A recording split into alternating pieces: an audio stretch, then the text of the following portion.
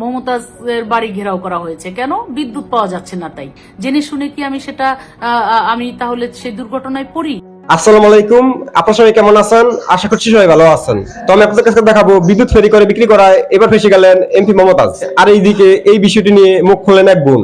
তো আমি আপনাদের কাছে এই দুটি ভিডিও সমস্যা দেখাবো। তো আজকের এই ভিডিওটি অত্যন্ত গুরুত্বপূর্ণ। তো আমি আশা করবো যে আপনারা সম্পূর্ণ ভিডিওটি দেখবেন, আর সম্পূর্ণ ভিডিওটি দেখলেই বিস্তারিত জানতে পারবেন। আর এই ভিডিওটি দেখানোর আগে আপনাদের কাছে আমার ছোট্ট একটা রিকোয়েস্ট, আপনারা যদি আমার চ্যানেলে নতুন হয়ে থাকেন তাহলে নতুন আপডেট নিউজ সবার আগে পেতে আমার এই চ্যানেলটি সাবস্ক্রাইব করে আমার সাথেই থাকুন। আর এখন চলুন আমরা প্রথমে দেখে আসি বিদ্যুৎ ফেরি করে বিক্রি করায় কিভাবে ফেসে গেলেন এমপি মমতাজ সেই ভিডিওটি। হ্যাঁ, এখন আমি কেন বলেছিলাম সংসদে, আমরা কিন্তু আপনারা জানেন এটা তো মিথ্যা কথা নয় যে বিদ্যুৎ যে হারে সরকার উৎপাদন করে ঘরে ঘরে যেভাবে বিদ্যুতের লাইন দিয়েছে, এটা কিন্তু সত্যিকার অর্থে এটা প্রশংসা কুড়িয়েছেন সরকার, এবং সেই প্রশংসাই আমি করেছি যে আমার নির্বাচনী এলাকায় আগে 30% মানুষের ঘরে বিদ্যুৎ ছিল। আমি এখানে দায়িত্ব নেওয়ার পরে 100% মানুষের ঘরে বিদ্যুৎ দিয়েছি। এক সময় এলাকায় গেলে গ্রামের একটা মা বোনও এসে আমাকে বলতো যে আপা কিছু চাই না, আমাদেরকে বিদ্যুতের লাইন দেন, আমাদেরকে মিটার দেন, আমরা মিটারের অভাবে বিদ্যুতের চালু করতে পারছি না। এই যে একটা সংকট ছিল, সেই সংকট কিন্তু আমরা মোকাবেলা করেছি তখন, এবং সেগুলো মানুষের ঘরে ঘরে পৌঁছে দিয়েছি, এবং মানুষ তখন খুশি হয়েছে, এবং মানুষ অনেক দোয়া করেছে যে না, অনেক বছর যেটা হয় নাই স্বাধীনতার পরে, ঢাকার অনেক কাছে হওয়ার পরেও আমার নির্বাচনী এলাকায় এই সিংগাইর হরিরামপুরে যেই উন্নয়ন হয় নাই, যে কাজ আমরা পাই নাই, সেটা কিন্তু আমরা এই সরকারের সময় পেয়েছি। আজকে সেই জন্যই কিন্তু আমি সংসদে বলেছিলাম যে আমরা যেভাবে এই যে মানুষ আমাদেরকে চাইতো, এক সময় হয়তো এই চাওয়া পাওয়াটা আর থাকবে না। সরকার যেভাবে বিদ্যুতের উন্নয়ন করছে, যেভাবে আমরা লাইন দিয়েছি, যেভাবে আমরা মিটার ঘরে ঘরে পৌঁছে দিয়েছি, এখন কিন্তু সত্যিকার অর্থে গ্রামে গেলে বলেন আপা 2টা মিটার দেন, আপা 5টা মিটার দেন। মিটার দেওয়ার কিন্তু আর জায়গা আসলেও খুঁজে পাওয়া যায় না, এটাই কিন্তু বাস্তব।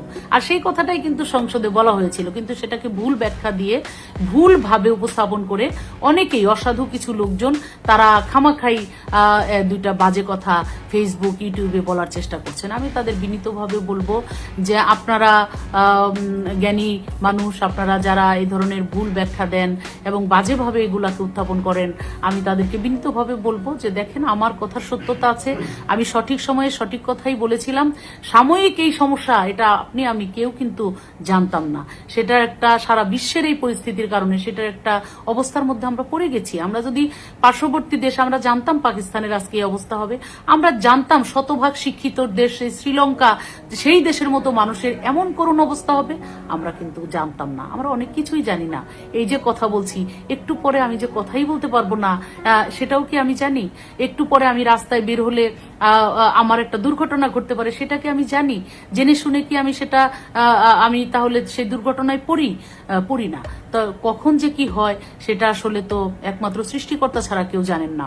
যখন আমি বলেছিলাম সত্যি সত্যি আমাদের বিদ্যুতের অবস্থা এত সুন্দর এবং ভালো ছিল, এবং আমার 100% বিদ্যুতায়ন আমার আসনে করেছি, মানুষকে দিয়েছি, মানুষ তো মহা খুশি হয়েছে। এবং এখন এই সাময়িক এই পরিস্থিতিটাকে ধৈর্যের সাথে আমাদের মোকাবেলা করতে হবে।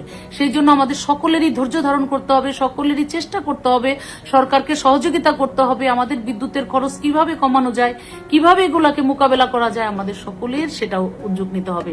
দোষারোপ করে একে অপরের কাদা ছোড়াছুড়ি করে লাভ নেই, এগুলো আমাদের ক্ষতি বরং হবে, আমাদের অশান্তিই বাড়বে।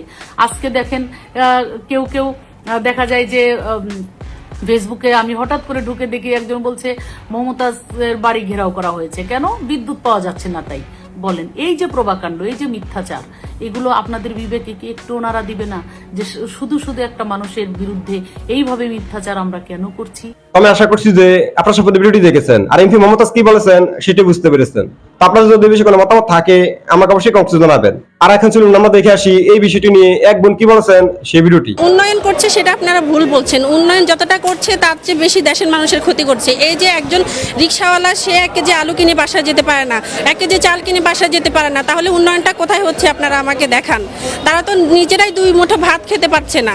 তাহলে এত যে উন্নয়নের গল্প, এত যে উন্নয়নের বুলি, এখন যে পায়রা বিদ্যুৎ কেন্দ্র বন্ধ হয়ে গেছে, $1 মাধ্যমে কয়লার দামটা কেন দেয়নি?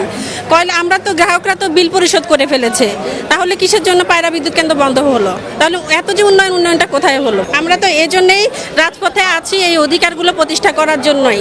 আমরা আমাদের নিজেদের অধিকার আদায়ের জন্যই আমরা চাই যে দেশের 18 কোটি মানুষ মুক্তি পাক, সেজন্যই সেই লক্ষ্যেই আমরা আমাদের অধিকার আদায়ের জন্যই রাজপথে আছি, রাজপথে সচেষ্ট, এবং এই আন্দোলনের মাধ্যমে আমরা আমাদের দাবি দাওয়াগুলো আমরা উপস্থাপন করব এবং আন্দোলনের মাধ্যমে এই সরকারের পতন ঘটিয়ে ছাড়ব।